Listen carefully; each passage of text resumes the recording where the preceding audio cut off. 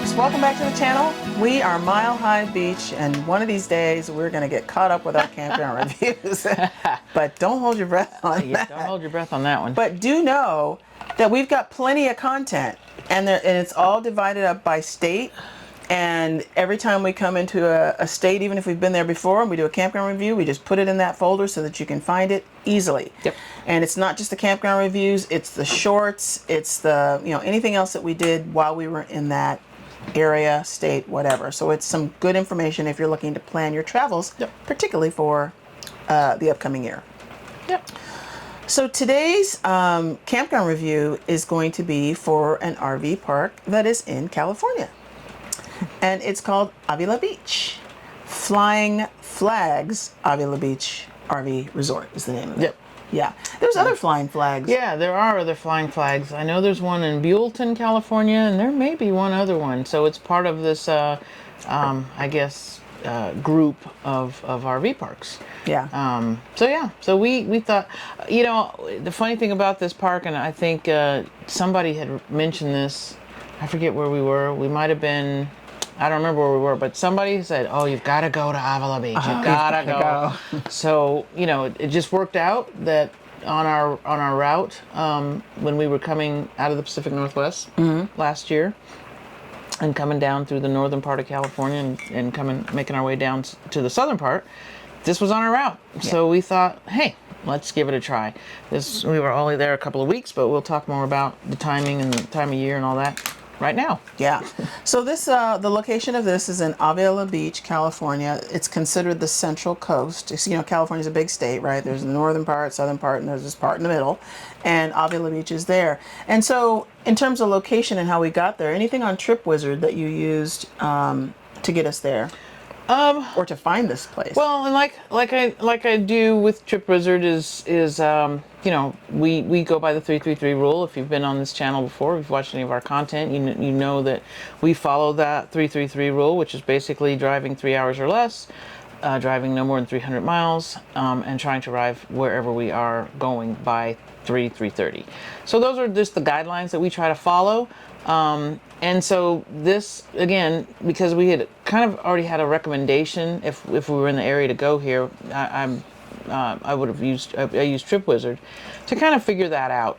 And I can't remember if we had a stop before this to get here, but I think, again, we were coming out of Northern California, and I made sure to just put it in the RV TripWizard so it would route us based on our size, because you can put all those details about your size, your weight, your length, your height in TripWizard, and it will help to find the best route for you.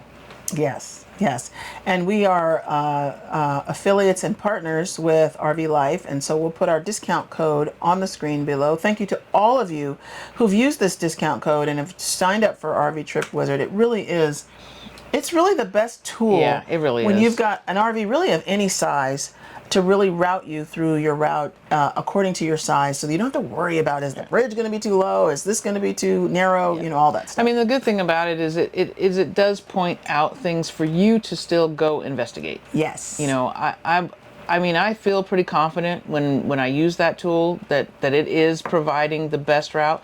But we definitely go do additional research just to make sure. We use our Garmin, our RV Garmin. We use maps. We use Google. We use all kinds of tools. We don't like surprises when we're in a 46-foot we don't rig. want surprises. So, but again, TripWizard does, I think, a very, very good job of allowing a tool for me to use to really put the route together, and then we just do some cross checks. Yeah. And I am going to do a video. I was just going to say. I promise. Well, there have been people that have been asking about it. I'm going to do a video on how we use that tool and how, again, we've been using it for 3 years. So, and I don't really think it has steered us wrong. It really hasn't. I don't think it has. Except for once. 3 years. Once. When we went to Cassini Ranch, we were on the one. That was wasn't that our trip? Yeah. We're lost. Yeah. And this is why you have to do your cross checks, right? Yeah. And we'll talk more about that when we do that video. But it's a really good tool. And we did do the Cassini Ranch video, I think. I mean, when we do the Oh, RV when we do the Trip Wizard, yes, because you could go to the Cassini Ranch video. Oh, and you could see how we were see kind of a little bit off. But yeah, we probably should have known better. We should have known better. I'm a Californian. California, but anyway, beside the point. RV Trip Wizard is a great tool. Yeah, yeah. So some nearby things that. What's nice about being in the Central Coast is if you know anything about California and wine, you're going to be right next to a lot of wineries. There's hot springs there. You're near Pismo Beach. You're near San Luis Obispo, the Point St. Louis Lighthouse, farmers markets, the little town of Avila Beach. There's just, it's really, I would never want to be there in the summertime because there's going to be too many people there. Yeah. We were there in March. And then we were still getting the rain. Yeah, oh yeah. So we were getting, there was still rain in the area. There were roads that were closed. There were roads that were just closed. Getting to the RV park. Yes, yes. Because this was all part of the whole bomb cyclone, whatever. A bomb cyclone and atmospheric river. Right, that was going on, last spring. We were so waterlogged coming out of the Pacific Northwest that we were in Avila Beach. We're like, oh, more rain. Okay, whatever. We had so much rain. It was out of control. So. Yeah, and even in this park, they were doing some mitigation things with K-rails and the stuff ground cover, and you'll see it in the photos, and you might even see some in the footage coming in.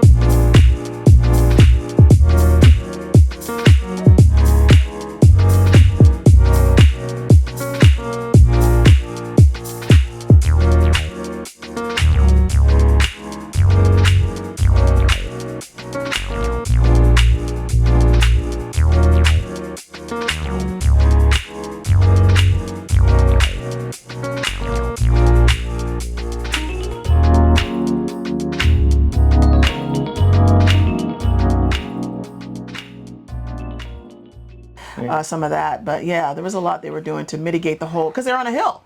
So yeah. So hookups, we had full hookups here, water, power, and sewer. They had those new nice pedestals, the new fancy some pedestals. Of the ones you see in some of the newer parks. They kind of look like the white tower. I think we have a photo. We'll put it in there. So, and you said we were there in March, though, right? For 2 weeks. Yeah, it was one of our shorter stays. Yeah, because if you follow the channel, and we typically stay about a month, but again, this was just a stop because it had come highly recommended. I think you can only stay 14 days. Oh, really? Yeah, I think there's a. Oh, I thought you could stay longer. Mm-hmm. Okay, well, no, they're like, get out. So we did. GTFO. Get out! Get out! Get out! So we did.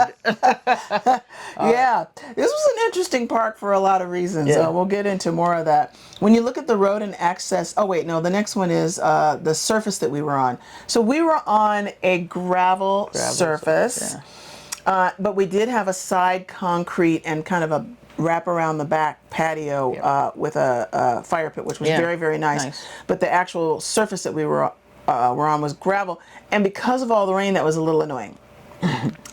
Because that stuff starts to wash away. When you're a heavy rig like us and you're in rain on gravel, that especially that kind of gravel, it's not like rocks.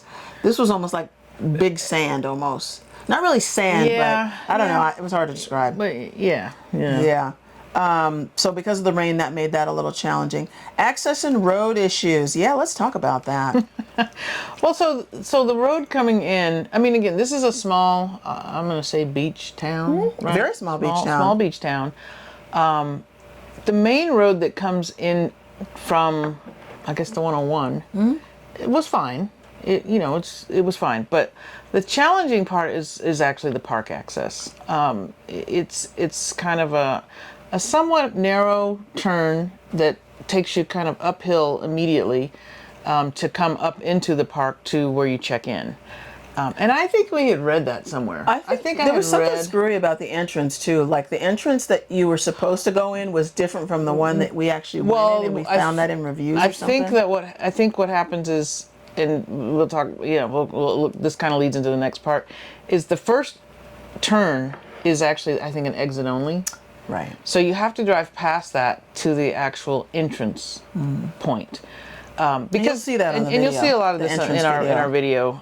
You should have seen that, when we were coming in the entrance here in the top of our video. But because of the way the RV park is built and structured, it is tiered on a hillside. So there's, I think, three levels. The lowest level, and then I believe it was just a middle level and a top level. And the price goes up. The price goes up as you go up that hill. As you get up higher. Because, I mean... Let's face it. Well, I mean, because your Nice views views. are better, all the but views- I think all the views are pretty good. Right, Although I we was did gonna read say. somebody who... I think there may be one or two kind of crappy spots where you're right Yeah. behind the laundry room That's or true. something. There are a couple of lousy there's ones. So your view is obstructed. Yeah. But there's just a couple of those, I think. Yeah. Our view was fine. I Yeah, thought. important to read the reviews for this particular Yeah. park when you're picking your spot. Yeah. And we'll say which spot we were in. I don't remember what it was, but we'll put it up on the screen, Yeah. which spot we were in. I thought it was a great spot. I thought ours was a great spot too. We were on the first level. Cheap seats. I guess the cheap seats. We weren't in the bleachers up high. No. But what I wanted to say though about the access and the road issues is when you do finally come in, you come up to basically the check-in point, and they come out and meet you. You don't have to get out, which is kind of nice, That was very nice. And they go through the whole thing right there with kind you. of the rules, and you're signing things right there. And then there is no escort, but it's hard to get lost because there's really only a couple of ways to go to get to the spot. So our turn would have been the first turn, which was, I think, a little bit of a sharper turn, and then we went up probably just a little tiny bit. We were probably the fourth or fifth, maybe third or fourth RV spot in from the end, and that was our spot. So we didn't have to do a lot of maneuvering in the park to get to our spot, which was good because we drove around, once we got settled, because we like to always go check out the park. And if we'd had to go up any higher, I think it would have gotten much hairier and much more challenging. Harrowing. Yes. So I think it just depends on what kind of RV you are. Yeah. We're a fifth wheel, and we're a large fifth wheel. If you're a teardrop, Class B. Class B, Small Class C. a smaller Class C, Not a problem. I don't think any of those would have any problems at any spot in this RV park. When you start getting into the larger fifth wheels, even the larger Class A's, I think you might have a little bit more of a challenge because it really is just kind of a one lane in and around the park. One lane in and one way. Well, was it one way? Yeah, it was. It was one way. But we saw people going in both directions. But we saw people going both directions, Yeah. which I don't know. That's there were signs that said it was one way, or signs. The signage was actually fairly good. I just don't think people didn't want to have to necessarily go all the way around when they could just turn left to exit. Yeah. They didn't want to turn right to exit, Yeah. which was the way they were supposed to go. Yeah. So anyway, Yeah. I don't want to belabor that, but just know that if you are a large rig, it could be a little tight, could be a little challenging kind of getting in this park and potentially out of the park. And we had a particularly difficult time getting out. Yeah. Because again, like Alicia mentioned, there was a lot of ground cover, there were K-rails, there were a lot of things they were doing to try to keep the hillside from falling. Right.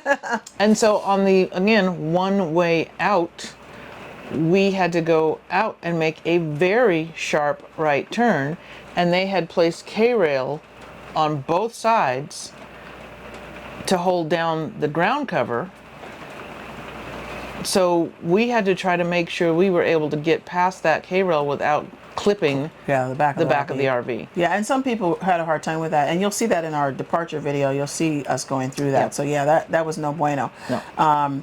You know, I just want to see if I covered everything here in the law and the access and road issues. There's definitely something to it, and you know, when you go, if it's not raining and they don't have all these other issues with trying to hold the hillside up, you may not experience any of this, but just know that it was a thing when we were there.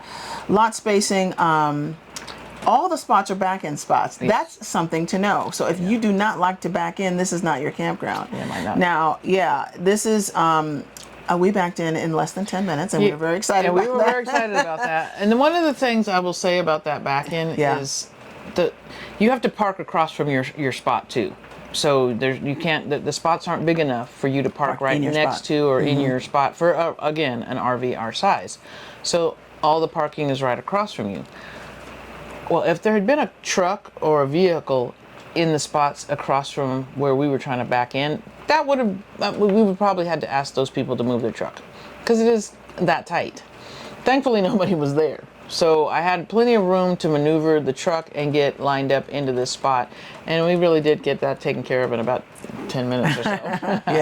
Yeah, and there were some other spots on that same row that we were on that had the dumpsters in front of them or other types of obstructions, and so that makes it a little hard when you're along 66 feet like we are, trying to pivot that trailer into that spot like that. So the back end bit can be a little bit challenging if you're not ready for that. I would say that the lot spacing was very typical West Coast, not ample, just West Coast standard. It was actually pretty close. When we look out of our driver's side window, the neighbor that had their awning out, their awning was pretty close to our slide. And when they were out having their family gatherings and whatnot, it was like they were right underneath our slide. So it was pretty tight. It was pretty tight. Yeah, it was definitely tight. Wi-Fi and cell service in the area. We had Verizon. We used the campground. The campground was pretty speedy from my notes here, so that seemed like it was pretty fine. Laundry facilities. They did have laundry facilities in this campground. It was up on the 3rd tier. So kind of this idea of, and you can't just walk up the tier. You got to walk down all the rows to get to the upper tier there. There's no like steps to go through the middle of the thing. Or you could drive, right? Or you could drive, which is what we did. That's what we did. And the laundry was free, which is nice. Maybe because it's up on the hill, they made it free. Maybe because the park is so expensive. Maybe because the park is really, well, we'll get to that, but the park is not cheap. 2 washers, 2 dryers, folding table, a bench out front with a lovely view. But again, this was on the upper deck or the upper tier of the campground. Other amenities, they actually had a pretty decent concierge service, so like someone that you could text and ask questions of, and they were pretty responsive.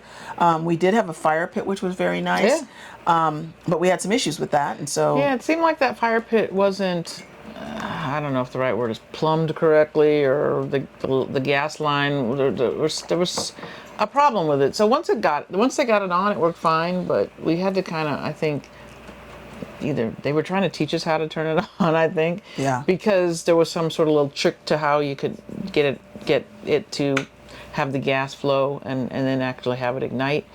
So I don't know what the problem was there. I mean, it did rain a lot, so we didn't have it on a ton, but in the couple of days or a few days that it was nice and we wanted it on, we always had to call to practically have somebody come over and light it for us. Yeah, I think it was a faulty part.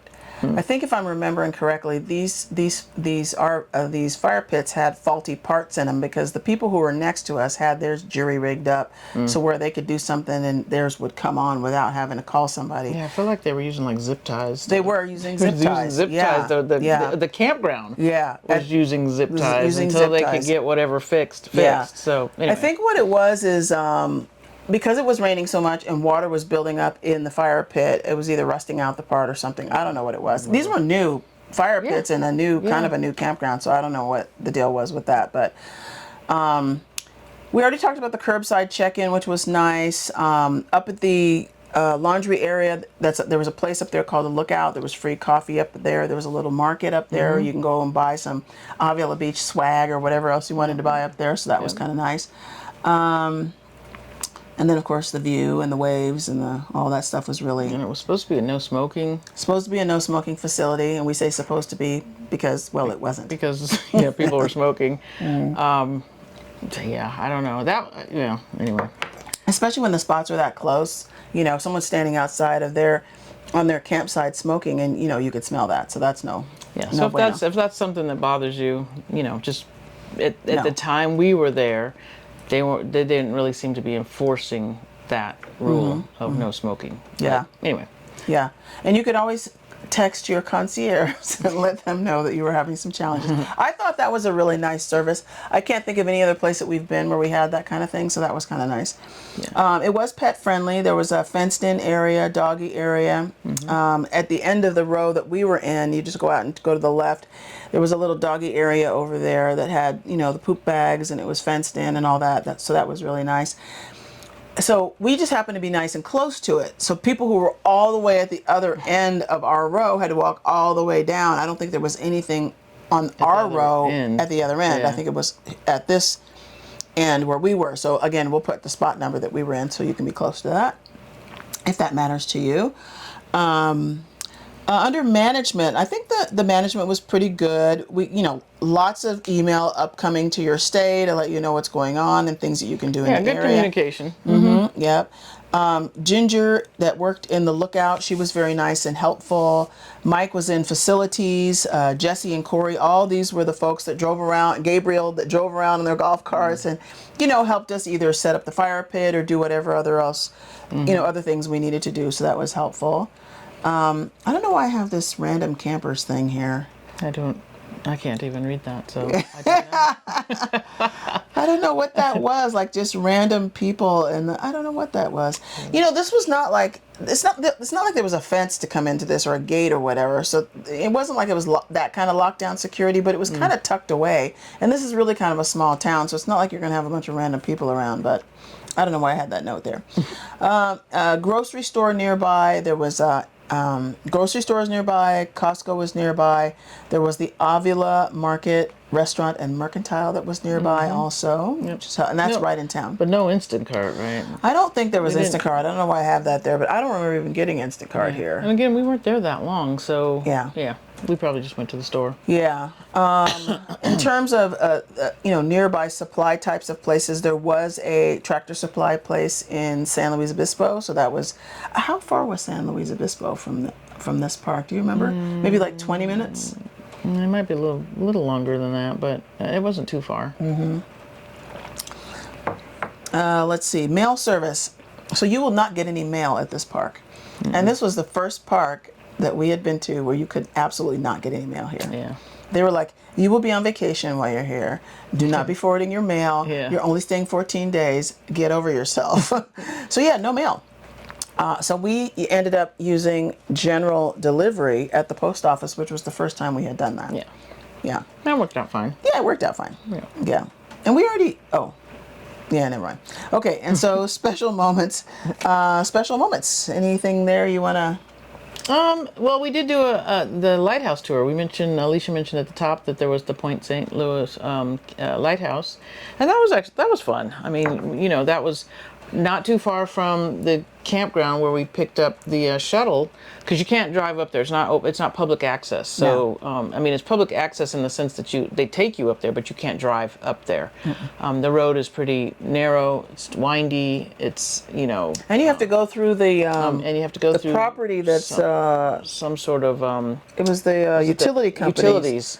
Yes, that's right. It was the utilities. Was it it wasn't LA Water and Power. I forget who it was, but you had to go, Pacific. I don't know, but anyway, you had to go through somebody else's property to get up there, and Right. so you had to take a tour. So yeah, so that was nice. They had shuttles that took you up there, and so we did that one afternoon, and then I guess we went to the San Luis Obispo Farmers Market. Yeah. Which was quite nice. It was a nice farmers market. That was a real show. The San Luis Obispo, the Slow Farmers Market is a show. We have some footage here we'll clip in here, but I mean, between the fruit vendors, the produce, the vegetable vendors, the cooked foods and prepared foods, craft. I don't know. It was a big farmers market. Yeah. It was probably one of the bigger ones we've been to. The other big one was Astoria, but this was huge. Yeah. Yeah. So it was a big deal. That was really fun. That was nice. Yeah. So top three, bottom Top three and bottom three for the Avila Beach RV resort. Flying flags. RV. Whatnot. Got a lot of words in the title. That was a lot of words. It does. So top thrwe is the views. We've got views, and more views. So yeah. the views are fantastic. Yeah. So like we said, it's hard to find a spot that doesn't have a good view. Yeah. And for those big Class A's that have either a big front window or a big back window, it's perfect. Or even a fifth wheel that has a big back window, perfect, because you're just looking right out the back. I was just thinking about that for a Class A, because if it's a back end and your big view window is the one in the front, Unless and if you you're have a Class A, unless you have something that has a back. But I mean, it's really. The views are really great. The fire pits. Everybody had a fire pit at their site, and didn't we have chairs? They didn't. There too? Oh no, there was no chairs. I don't think there was chairs. Yeah. But they didn't charge you, because we've been to other parks where there's a fire pit there, and then they charge you for the propane. Yeah. So this was included. That was nice. When you could get it to work. Well, there was that. But it was there. Yeah. And then what's that last? Proximity. And then there's things to do in the area. We went to Pismo Beach one day. The farmers market. I mean, there's plenty of things to do in the area for kind of entertainment. Yeah. So bottom three. It's actually bottom 7. That's kind of a lot. Fire away. What's the first one? Well, there was an email service, like we mentioned. So, and these are things, specific to the park, right? So no mail service. The signage, the one-way signage, I mean, the signage was there. I think what I would say is at bottom 3, at least when we were there, is there didn't seem to be a lot of enforcing of the rules. The rules said, one-way one-way streets, but people weren't following that. It said no smoking, people were smoking. Dogs were supposed to be on leash, dogs were off leash. So in general, I'd say maybe there was some park management where the rules, where it was lacking, so the rules weren't necessarily being enforced. Yeah. I just want to make one comment about the one-way sign. Here's the thing about the one-way signs. It's not that they didn't have them. They did have them. Oh. They had them at the ends.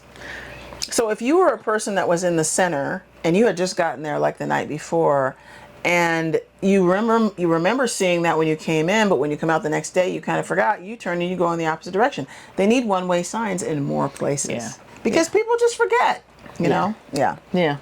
One thing we noted, they allowed people to come in at night, and I totally get that things can happen during your travel day.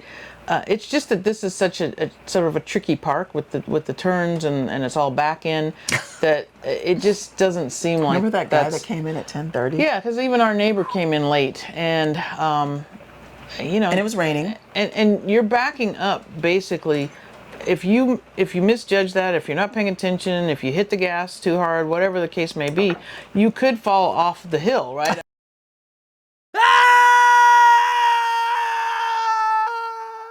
I mean, it's like I said, it's a stacked, tiered campground. So, I don't know. It just seems like, I don't know. There's tons of camping that we found out. Right down on the street. Right down on the street. And we don't really know how you get access to that. I think it's state park camping, I think. Yeah. But there's a lot of parking around there, so it might be a suggestion that if somebody came in after dark, just have them stay at the bottom until the next morning. And they have an area down at the bottom too that's kind of like a holding area. That's too. Right. They did. So I mean, I don't know why they just don't put people in a holding area until the morning, because it's really not safe to be backing in at night on that hill like that. Because they had those spots were off grid. They were for tent or no hookup camping. No hookup. Yeah. So just for safety reasons, that seems like that might be maybe a better way to go, instead of letting people try to traverse up the side here and then have to back in. Yeah, and if you're coming here, just know that it's good to come during the day. Yeah. Yeah. And People drive too fast. yeah, and I mean that happens in many parks. We just see people not really abiding by the speed limit. But again, that kind of goes back to management not necessarily enforcing the rules. Yeah. Yeah. And then There's the noise carries. Because again, the way it's stacked, the people up above, outside enjoying their fire pit, having a nice time, but all that noise carries down the hill. So just something to be aware of. And then, what is it? expensive. Oh, and we've already talked about that. It is rather expensive. I forget what the nightly rate I don't was. remember. We'd have to look it up, but it was certainly expensive. Yeah. And then I know you had this one thing here. It was just, it has nothing to do with the park, but there was a spot next to us. It was 2 spots over. We were in, I think, spot number 3, and then there was the guy, and then there was the people right next to him. Well, yeah. So the woman, the 2 people that were in that spot in the time that we were there, one of the people broke their leg, I think, or broke their ankle or something, while they were just out on the beach, and then they got their they had to deal with their situation, and then they left, and then the next people came in, and somebody out of that party fell down their stairs and broke their arm. So it was unusual not for the spot park's number fault, 1. but just some odd circumstances. Odd circumstances. Alrighty, and this brings us to what our rating is for this park. Is it a thumbs up, is it a sideways thumb, or a thumbs down? And that rating is based on the full hookups, water, power, and sewer. Do we have any issues with that? Based on our size, access and road issues. Were there any issues getting in and out of the park? And lot spacing. So, what do you think? So, I think It's definitely not a thumbs up. Yeah, it's not a thumbs up. No. But I would say on this one, it's a sideways thumb trending down. Yeah. And again, it's for all the things that we've already mentioned. It was. I don't think there was anything wrong with the hookups. No. But the road access and lot spacing, and it is a bit on the expensive side, I think. But particularly for the lot spacing, I think that makes it challenging. It is. It's 2 of the 3 issues that we rate this on there were issues with that, and so we're going to give them a sideways trending down. Trending down. Yes. And then I think Charlie would give it a paw up. Charlie would give it a paw up. He liked the little area. The dog friendly thing. He's was, over there was sleeping. Nice. He's yeah. He doesn't fit in this little setup right here. So I think, and it's kind of funny because I think we both, if you follow our channel, we do a year in review kind of our favorite campgrounds. So it was really kind of challenging because I think we both put this in our top 3 RV parks that we liked. Because I mean, it really is a really lovely, beautiful. It's a great place. Views, things to do. Yeah. RV park. Yeah. It's not big rig friendly. It's just not really big rig friendly. No. So that makes it, Yeah. that was a bit of a conundrum for us because we did put it in our top 3. Yeah. But we have to give it a almost thumbs down. Yeah, almost. Yeah. So I think that's it. So I think if you've been here, let us know what you think. I would we'd really be curious to know what your thoughts are if you've been to this Flying Flags Avila Beach RV Resort. Or if you're looking for a stunning place to be and you're not a big rig and none of these issues will apply to you and you want to go to this park and you've got some questions, drop them in the comments. We'd be happy to answer. Yeah. Yeah, we would. Yeah. So I think with that, I think that's it. We would like for you to subscribe. Yeah. We really Join us. appreciate it. Yes. Share. Yes. Let other folks know. Again, leave us a comment. Yeah. We are trying to get to 1,000 subscribers. 1K by St. Patrick's Day. Yeah. And I think that's it. Yeah. Welcome to, we forgot to say this at the top, but welcome to all our new subscribers. We want to thank you for being here and thank you for all the folks who've been hanging with us all this time. Oh, last but not least, you might have noticed this fabulous mug and our fabulous shirts. We'll put a QR code up here on the screen. We've got some merch. A bunch of people have been asking us about this. This, if you've been with our channel for longer than a minute or two, you know that whenever we hit the road, I always say on our little video, right before we pull out, I always say jacks up and maps out. And that's our call to the road, you know, and you've got a call to the road, you know. What is it like for you to plan your trips and plan your vacations? Get yourself a planning mug. If you go out to bonfire.com, we'll put a link here too, and the QR code will let you get over there. But you can get your merch at our shop. Thank you for that too. All right. We'll see you next time. We'll see you at the next. See you at the next stop. At the next stop. Bye. Bye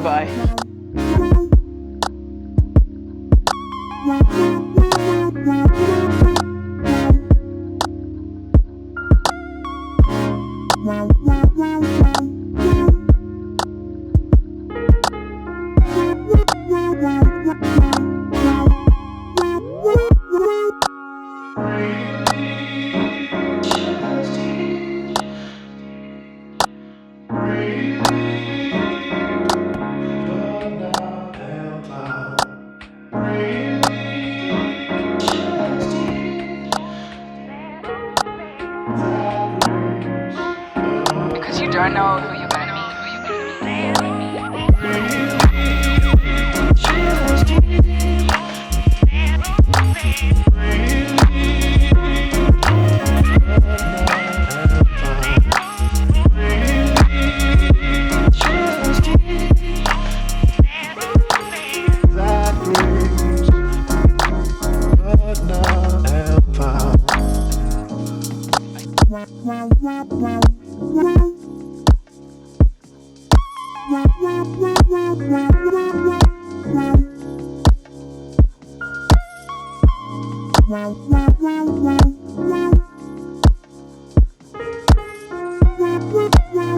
Wow.